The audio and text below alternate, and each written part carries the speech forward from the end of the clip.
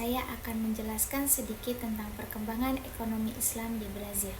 Mendengar tentang kemajuan ekonomi Islam di Brazil, mari kita menjelajahi perkembangannya dan dampaknya.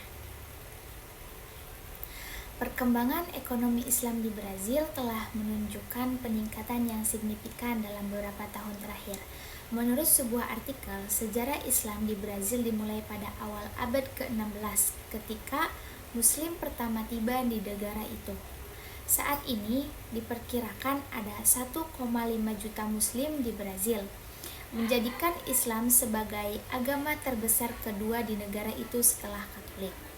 Ada juga banyak masjid dan pusat kebudayaan Islam di Brazil, dan negara ini adalah rumah bagi komunitas Muslim yang beragam, yang mencakup orang-orang dari ras, etnis, dan kebangsaan yang berbeda. Meskipun demikian, agama ini menghadapi beberapa tantangan seperti diskriminasi dan prasangka terhadap Muslim di negara ini. Dan beberapa Muslim melaporkan kesulitan dalam menjalankan keyakinan mereka secara terbuka. Namun, pemerintah Brazil telah mengambil langkah-langkah untuk mempromosikan kebebasan dan toleransi beragama. Dan komunitas Muslim di negara tersebut telah bekerja untuk membangun hubungan yang kuat dengan kelompok, agama, dan budaya lainnya. Yang kedua, ada potensi ekonomi Islam di Brazil. Poin-poinnya ada komunitas Muslim. Perkembangan ekonomi di Brazil ditopang oleh komunitas Muslim yang berkembang pesat. Terus ada investasi halal. Investasi dalam industri makanan halal dan jasa keuangan semakin meningkat. Yang ketiga ada peningkatan ekspor.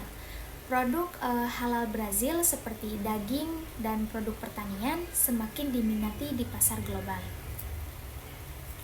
Dalam hal ini, ekonomi Brazil memiliki potensi yang besar untuk industri halal.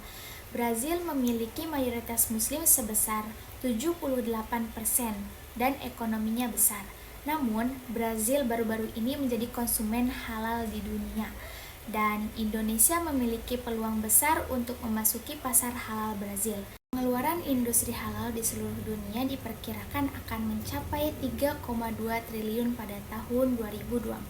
Oleh karena itu, Indonesia dapat memanfaatkan peluang ini untuk memperluas ekspor produk halal ke Brazil. Ketiga, faktor penggerak pertumbuhan ekonomi Islam. Pertumbuhan ekonomi Islam dipandang sebagai bagian terpenting dalam kebijakan ekonomi di negara maupun sistem ekonomi manapun. Pertumbuhan ekonomi dalam perspektif Islam menekankan pada pengembangan sumber daya manusia dan pemberdayaan alam untuk meningkatkan harkat dan martabat manusia. Konsep ini pada dasarnya telah dirangkum baik secara eksplisit maupun implisit dalam Al-Quran, Sunnah, maupun pemikiran-pemikiran ulama Islam terdahulu. Terdapat 3 faktor utama yang mempengaruhi keberhasilan pertumbuhan ekonomi Islam. Yang pertama ada komunitas yang solid. Komunitas Muslim yang bersatu dan solid memainkan peran kunci dan pertumbuhan ekonomi. Yang kedua ada kemitraan internasional. Kerjasama dengan negara-negara Muslim lainnya membantu memperluas pasar untuk produk Brazil. Yang ketiga ada perkembangan keuangan syariah. Adopsi keuangan syariah semakin meningkat, menciptakan beragam produk dan layanan baru. Yang keempat ada peran pemerintah dan regulasi. Dalam ekonomi Islam, pemerintah memiliki peran penting dalam memajukan ekonomi berdasarkan prinsip-prinsip Islam. Pemerintah bertanggung jawab dalam merumuskan kebijakan ekonomi yang Islami, seperti melarang praktik riba dan spekulasi yang bertentangan dengan prinsip-prinsip Islam.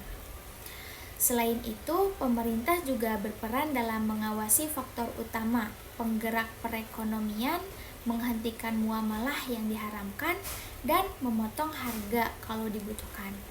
Terus yang kedua ada pengawasan dan intervensi yang dilakukan oleh pemerintah. dapat melalui beberapa hal. Di antaranya ada regulasi yang melarang jual beli barang yang diharamkan, regulasi yang melarang semua bentuk dan jenis manipulasi dalam semua aktivitas ekonomi, regulasi yang melarang peredaran makanan, minuman, atau bahan lainnya yang membahayakan kesehatan umum, regulasi yang melarang permainan terhadap kepentingan dan harta manusia secara umum, regulasi yang melarang pekerjaan sektor-sektor yang diharamkan, dan regulasi yang membatasi produksi komoditi yang tidak terlalu dibutuhkan masyarakat. Terus yang ketiga ada dukungan dana. Pemerintah memberikan dukungan dana untuk proyek-proyek ekonomi Islam yang berkelanjutan. Terus yang keempat ada pendanaan riset. Penelitian tentang ekonomi Islam mendapatkan dukungan dalam bentuk pendanaan dan insentif pajak. Yang kelima ada transformasi sosial ekonomi. Transformasi sosial ekonomi merupakan kunci utama dalam upaya mengatasi kemiskinan di era modern ini.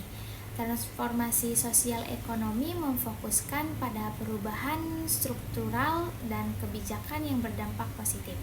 Dalam beberapa dekade terakhir, perhatian terhadap masalah kemiskinan telah semakin meningkat, dan pemerintah serta organisasi non-pemerintah telah berupaya untuk mencari solusi yang efektif. Juga menyoroti bahwa keberhasilan dalam mengurangi kemiskinan terkait erat dan adopsi kebijakan inovatif.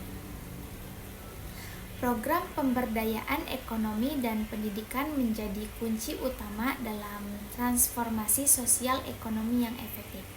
Transformasi sosial ekonomi yang pertama itu ada kewirausahaan. Para pengusaha Muslim berperan dalam menciptakan lapangan kerja dan peluang ekonomi baru. Yang kedua ada pemberdayaan perempuan. Ekonomi Islam turut mendorong pemberdayaan perempuan dalam dunia bisnis dan keuangan. Terus ada pendidikan keuangan syariah. Peningkatan kesadaran akan keuangan syariah mendorong pendidikan dan pelatihan di bidang ini. Yang keenam ada peran teknologi dalam pertumbuhan ekonomi Islam. Teknologi memainkan peran penting dalam pertumbuhan ekonomi Islam. Teknologi dapat membantu meningkatkan efisiensi dan produktivitas dalam berbagai sektor ekonomi, termasuk sektor keuangan, pertanian, dan manufaktur. Teknologi juga dapat membantu memperluas akses ke pasar global dan meningkatkan daya saing produk halal di pasar internasional. Salah satu contoh penggunaan teknologi dalam ekonomi Islam adalah pengembangan platform perdagangan elektronik yang kemungkinan pengusaha Muslim untuk menjual produk halal secara online. Platform perdagangan elektronik seperti Shopee, seperti Tokped kayak gitu telah diluncurkan untuk memfasilitasi perdagangan produk halal di seluruh dunia. Selain itu, teknologi blockchain juga dapat digunakan untuk memastikan keaslian produk halal dan memperkuat kepercayaan konsumen terhadap produk halal. Yang pertama itu ada fintech syariah. Teknologi menyediakan cara baru untuk layanan keuangan syariah dan pembayaran yang efisiensi. Yang kedua ada e-commerce halal. Platform e-commerce khusus untuk produk halal memberikan akses luas bagi konsumen global. Yang ketiga ada pendekatan digital marketing. Pemasaran digital digunakan untuk mempromosikan produk dan layanan ekonomi Islam. Selanjutnya ada edukasi dan kesadaran ekonomi Islam. Edukasi dan kesadaran ekonomi Islam sangat penting dalam mempromosikan pertumbuhan ekonomi yang berkelanjutan di Brazil.